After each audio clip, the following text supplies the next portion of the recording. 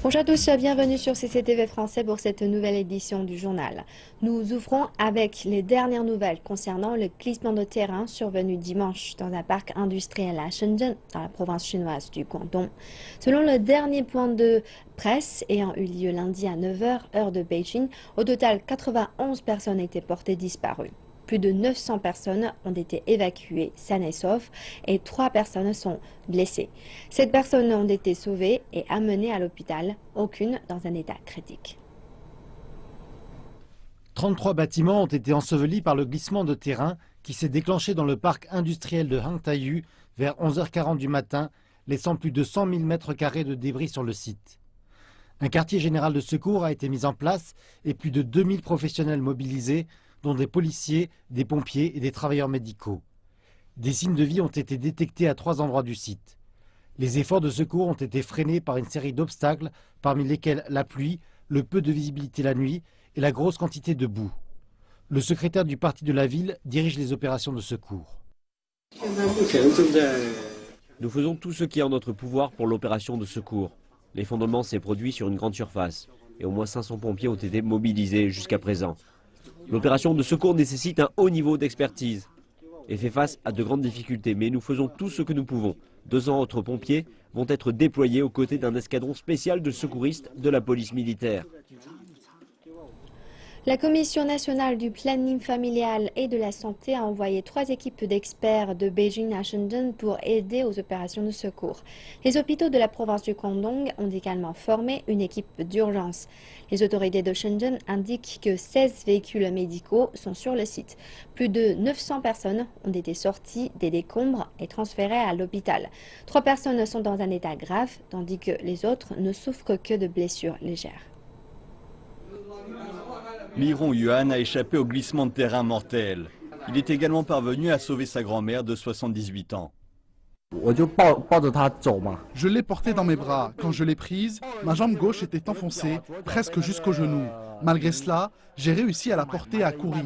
5 secondes plus tard environ, la coulée est passée juste derrière moi.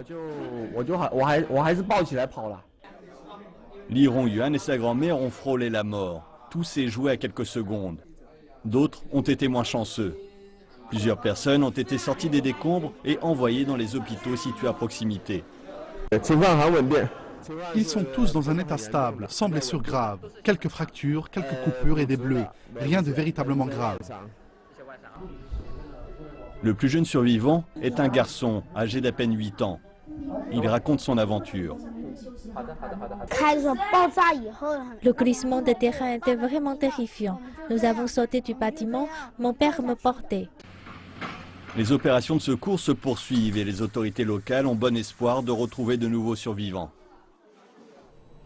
Passons maintenant aux élections législatives en Espagne. Le peuple espagnol a envoyé dimanche un avertissement clair aux formations politiques traditionnelles. Le Parti populaire de droite est arrivé en tête des élections législatives, mais a perdu sa majorité absolue. Les socialistes sont deuxièmes, talonnés par Podemos. Résultat, un parlement morcelé et un pays difficile à gouverner.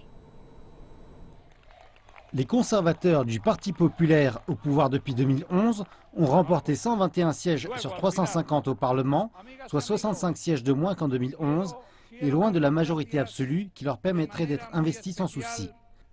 Même avec le soutien des 40 députés de la nouvelle formation libérale Ciudadanos, qui a annoncé à maintes reprises qu'elle refuserait l'investiture au chef du gouvernement sortant, Mariano Rajoy, ils auraient des difficultés à former un gouvernement. Le Parti socialiste arrive deuxième avec 91 sièges, le pire résultat de son histoire. Son hégémonie est menacée par l'autre nouvelle formation, celle-ci de gauche radicale, Podemos. Le parti de Pablo Iglesias, né en janvier 2014, émerge comme troisième force politique et obtient avec ses alliés plus de 20% des voix et 69 sièges. Il avait même été donné en deuxième position par un sondage réalisé à la sortie des urnes. Le ministre yéménite des Affaires étrangères, Abdel Malek Al-Meklafi, a annoncé que le cessez-le-feu de 7 jours sera prolongé d'une semaine supplémentaire à la condition que les Houthis chiites et leurs alliés s'engagent à respecter la trêve. Les deux parties ont promis de respecter le cessez-le-feu soutenu par l'ONU qui a coïncidé avec le début des pourparlers de paix le 15 décembre en Suisse, mais plusieurs violations ont été notées. Malgré les brèches, M. Meklafi a annoncé qu'il considérait les pourparlers comme un succès. Les deux parties se sont mises d'accord sur certaines règles de base vis-à-vis des négociations ainsi que pour un programme échangeant également des idées quant à la manière de parvenir à un accord de paix. Selon des sources proches du gouvernement yéménite, les délégations des deux parties se seraient mises d'accord sur un nouveau tour de négociations qui devrait débuter le 14 janvier. Le lieu de la rencontre n'a pas encore été décidé. Des appareils militaires irakiens ont distribué des prospectus dans la ville de Ramadi, appelant les habitants à quitter la localité dans les 72 heures. Cette ville de l'ouest de l'Irak se trouve aux mains des militants du groupe État islamique. Un porte-parole de l'armée a déclaré que les prospectus indiquaient une route sûre pour évacuer les civils et leur demander de transporter avec eux leurs documents d'identification. Toutes les forces de sécurité ont reçu des instructions pour s'occuper des civils qui viendraient à eux. Un responsable a déclaré que cette action était le signe qu'une grande opération militaire pour reprendre le centre de la ville allait bientôt être lancée. La semaine dernière, les forces de sécurité irakiennes ont annoncé qu'elles avaient réussi à avancer sur 2 fronts à Ramadi, classant les militants du groupe État islamique d'une base de commandement militaire. Les services de renseignement irakiens estiment que le nombre de combattants du groupe État islamique retranchés dans le centre de Ramadi varie entre 250 et 300. Le gouvernement somalien a lancé la Conférence nationale de la jeunesse, un rassemblement de la jeunesse dans et à l'extérieur des frontières du pays. CCTV a participé à la conférence à Mogadiscio. Un rassemblement ayant ses propres caractéristiques. La Conférence nationale de la jeunesse donne à la jeunesse somalienne une voix pour la première fois depuis 2 décennies. Ils ont été touchés par le conflit civil et sont désormais heureux. Le gouvernement leur donne la possibilité de s'exprimer. C'est là une opportunité pour les jeunes somaliens de se réunir et de partager leurs opinions. 2 tiers de la population somalienne est constituée de jeunes de moins de 35 ans, ce qui constitue un nombre important, et nous avons un plus grand rôle à jouer à l'avenir. Le rassemblement réunit les jeunes venant de tous les États du pays. Certains également sont originaires de la diaspora, tels que d'Europe et des États-Unis. Les discussions d'aujourd'hui visent à forger l'avenir de cette jeunesse, alors que la représentation politique revêt une importance particulière en Somalie. Il s'agit du premier rassemblement du genre à être organisé en Somalie et le premier en 2 décennies. La jeunesse somalienne rassemblée ici aujourd'hui a un message pour le gouvernement somalien, que ce sont eux les dirigeants d'aujourd'hui et de demain.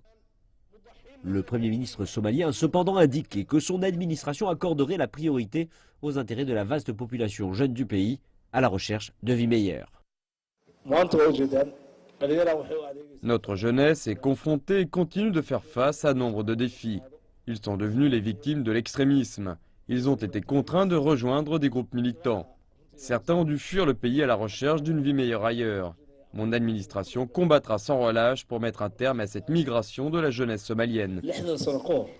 Également au programme était la politique nationale pour la jeunesse, un programme devant être lancé prochainement, quelques jours après que le Conseil de sécurité des Nations Unies a exhorté les États membres d'accroître la participation de la jeunesse dans le processus décisionnel. Nous sommes en train de finaliser cette politique nationale de la jeunesse.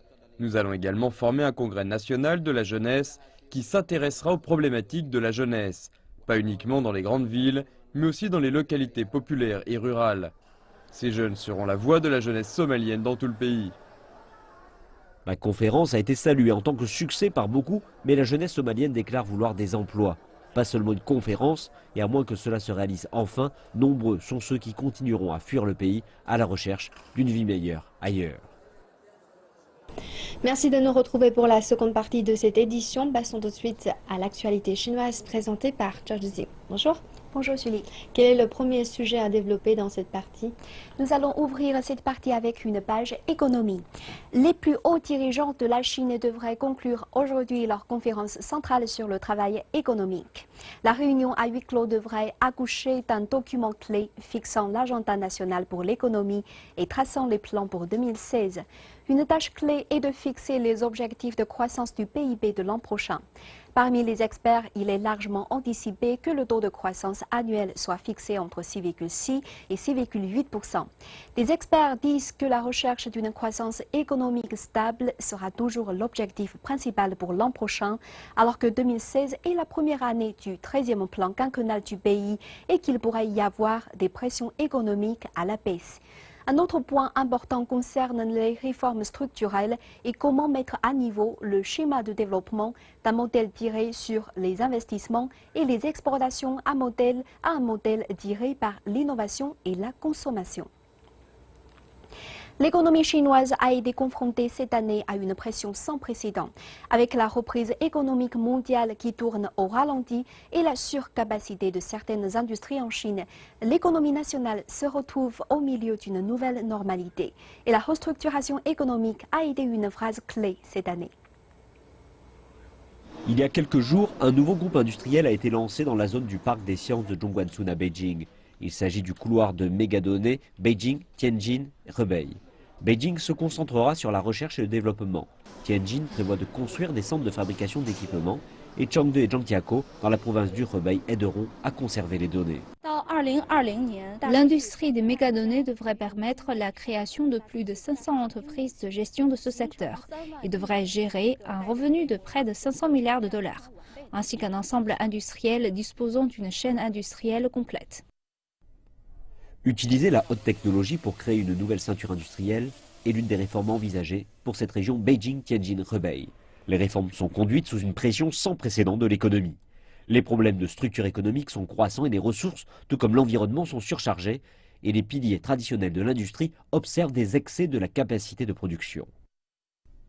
Les profits des 5 industries que sont le charbon, le fer et l'acier, la pétrochimie et les matériaux de construction ferreux et les métaux non ferreux ont connu une chute de 42,8%.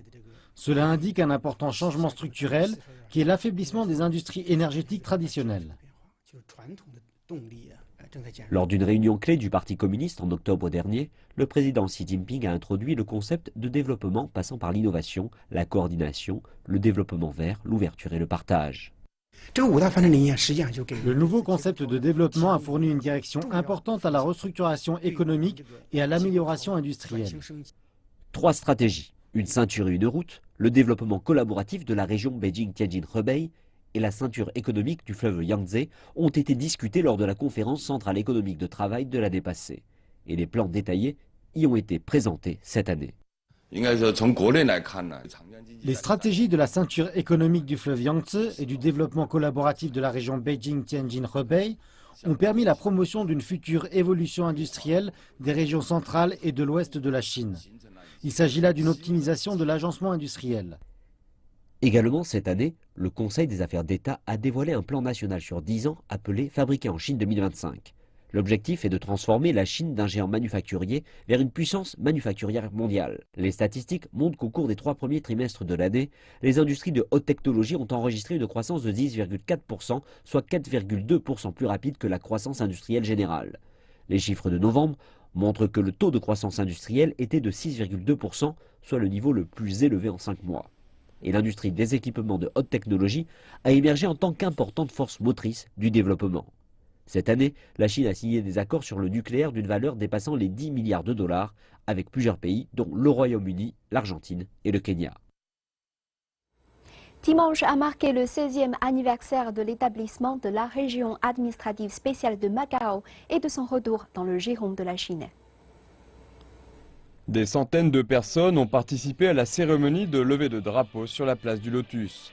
La Poste de Macao a proposé également un service de tamponnage commémoratif pour le public. Une série d'activités, dont un concert et un lancer de feux d'artifice, ont également été organisées. Lors d'une réception organisée pour les célébrations, le chef de l'exécutif de la région administrative spéciale, Choi Sai-on, a déclaré que Macao avait grandement bénéficié du soutien du gouvernement central en se basant sur le principe d'un pays de système. Macao a connu un progrès économique et social continu au cours des 16 dernières années avec le soutien plein et entier du gouvernement central et des efforts de toute la communauté. Le gouvernement de la région administrative spéciale de Macao continuera à diversifier l'économie locale, à renforcer la coopération régionale et à améliorer la qualité de vie des habitants grâce au soutien du gouvernement central. La Chine a publié une carte de démarcation des zones maritimes et terrestres de la région administrative spéciale de Macao. Selon la nouvelle carte, une zone maritime de 85 km² à l'est et au sud de Macao sera administrée par cette ville, ainsi qu'une bande terrestre destinée à l'établissement d'un centre d'inspection frontalier entre Macao et la ville de Zhuhai dans la province du Guangdong. Le projet de carte a été avalisé lors d'une réunion de l'exécutif du Conseil des affaires d'État le 16 décembre dernier.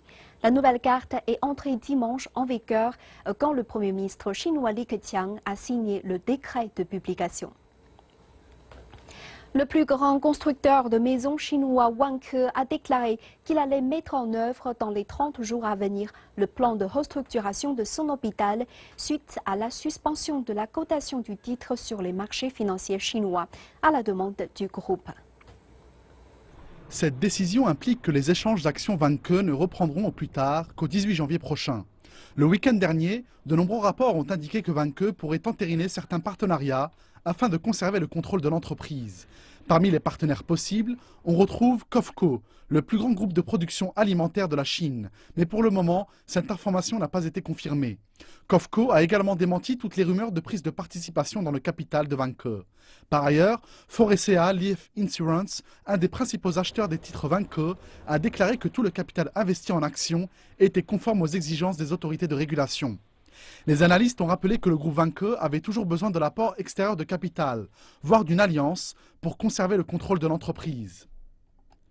Certains analystes ont également indiqué que le groupe Baonang, la maison mère de Foresea Life Insurance, avait déjà tiré grand profit de l'opération en cours, dans la mesure où elle avait acheté les actions Wanke lorsque la valeur était à son niveau le plus bas, alors que le prix de l'action a remonté depuis.